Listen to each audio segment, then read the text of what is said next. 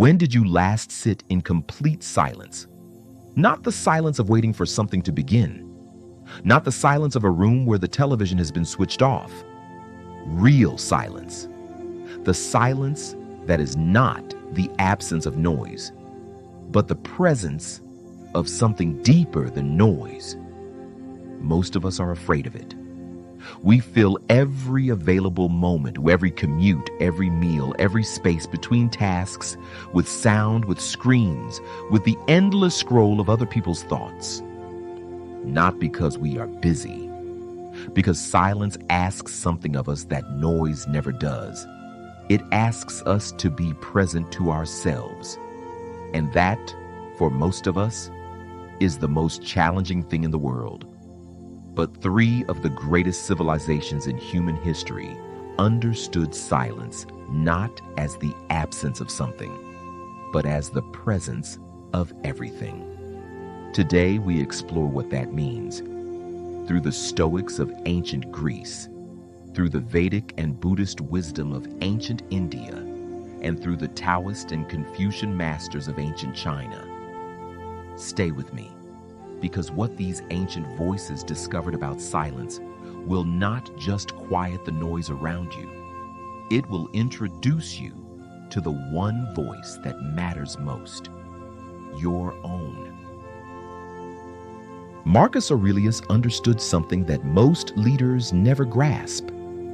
The most important conversations are the ones you have with yourself. He wrote, "Nowhere can man find a quieter or more untroubled retreat than in his own soul. Not in a monastery, not in a mountain retreat, not in the absence of the demands of empire, in his own soul." The Stoic practice of silence was not about external quiet. It was about internal stillness, the cultivation of a mind that could find its center regardless of what surrounded it. Marcus Aurelius was surrounded by the noise of empire every day of his reign. Advisors, petitioners, generals, the demands of 3 million square miles of territory. And yet he found silence, not by escaping the noise, but by going deeper than it. Epictetus taught his students that most human suffering arises not from what happens, but from the endless commentary the mind runs about what happens. The noise is not outside. The noise is inside. And silence, true silence, is what remains when you stop adding your own commentary to the bare fact of experience. He said, "We have 2 ears and 1 mouth so that we can listen twice as much as we speak." Twice as much as we speak. This was not merely practical advice about conversation. It was a philosophical teaching about the relationship between the mind and reality. The mind that is always speaking, always commenting, always judging, always adding its own narrative, never actually hears what is.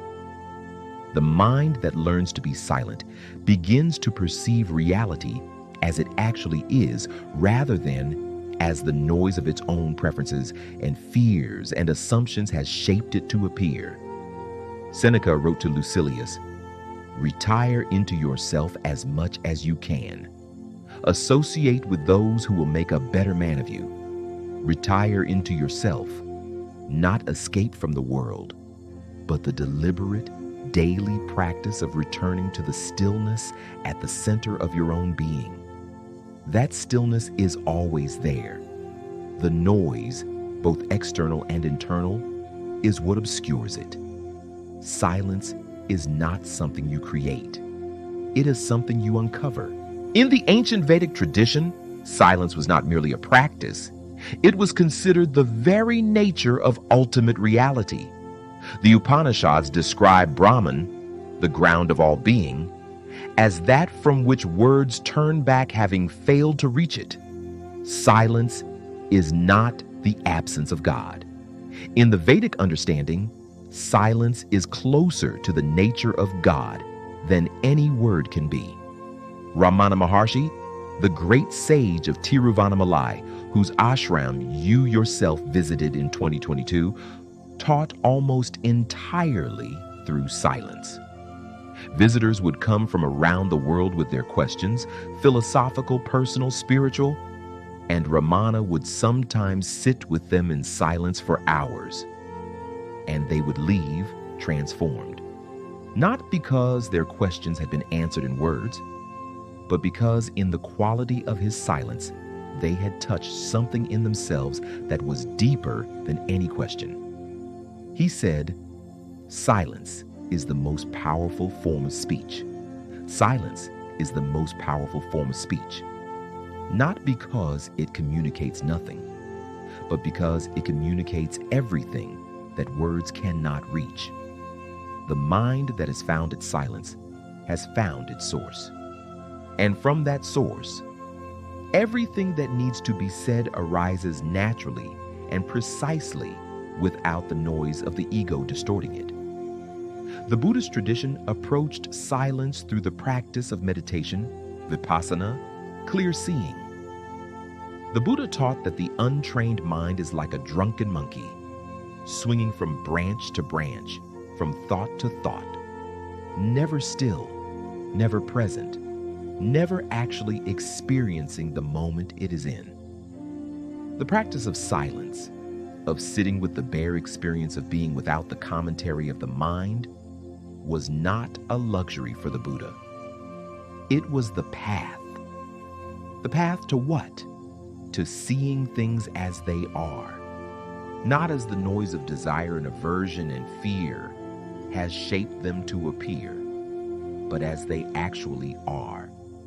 That seeing, clear, direct, unmediated by the noise of the unexamined mind, the Buddha called Vipassana, and it is available to every human being who is willing to sit in silence long enough to let the mud settle and the water become clear. Lao Tzu began the Tao Te Ching with an act of philosophical silence. The Tao that can be named is not the eternal Tao. Before a single teaching, before a single philosophical claim, he acknowledged the limit of words.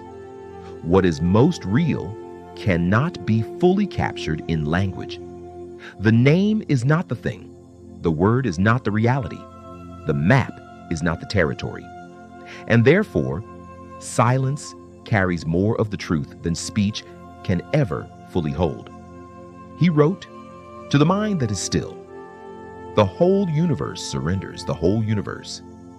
Not some of it, not the parts that are convenient or comfortable. The whole universe surrenders to the still mind.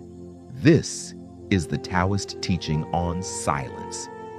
Not as passivity, not as withdrawal from life, but as the deepest possible engagement with what is. The still pond reflects the mountain perfectly. The agitated pond reflects nothing clearly. The still mind perceives reality clearly. The agitated mind perceives only its own agitation." Zhuangzi described the Taoist sage as someone who had found the still point within all movement, the silence within all sound, the emptiness within all form that makes form possible. He wrote, "The music of the universe is heard only in silence, not the absence of the universe, but the silence that allows the universe to be heard."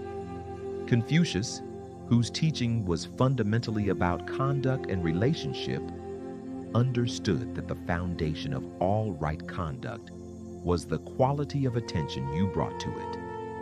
And attention, genuine attention, requires silence. He said, "Learning without thought is labor lost. Thought without learning is perilous. And thought, genuine thought, not the surface chatter of the distracted mind, requires the kind of silence that most people never cultivate." The Confucian practice of daily self-examination. Have I been faithful in my dealings? Have I been sincere with my friends? Have I mastered and practiced what I was taught? Could only be conducted honestly in silence. Because only in silence can you hear the answer your deeper self already knows. 3 Civilisations, 3 encounters with the same vast and simple truth, and 3 versions of the same invitation. Marcus Aurelius found his retreat not in a palace garden, but in his own soul. Ramana Maharshi sat in silence and transformed every visitor who came with words. Lao Tzu wrote that the whole universe surrenders to the still mind. They never met each other. They never read each other's words. And yet, one truth: silence is not the absence of something. It is the presence of everything that noise has been drowning out. The Stoic calls it the inner retreat, the soul that needs no external quiet because it has found its own. The Vedic tradition calls it the nature of Brahman itself, the ground of all being, the silence from which all sound arises and to which all sound returns. The Taoist calls it the still pond, the mind that has stopped adding its own agitation to reality and can therefore finally perceive it clearly. One truth, 3 voices. Silence is not empty. It is the fullest thing available to a human being.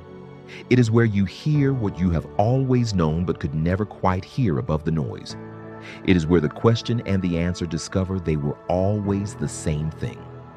And it is available to you right now in this moment, if you are willing to stop filling it.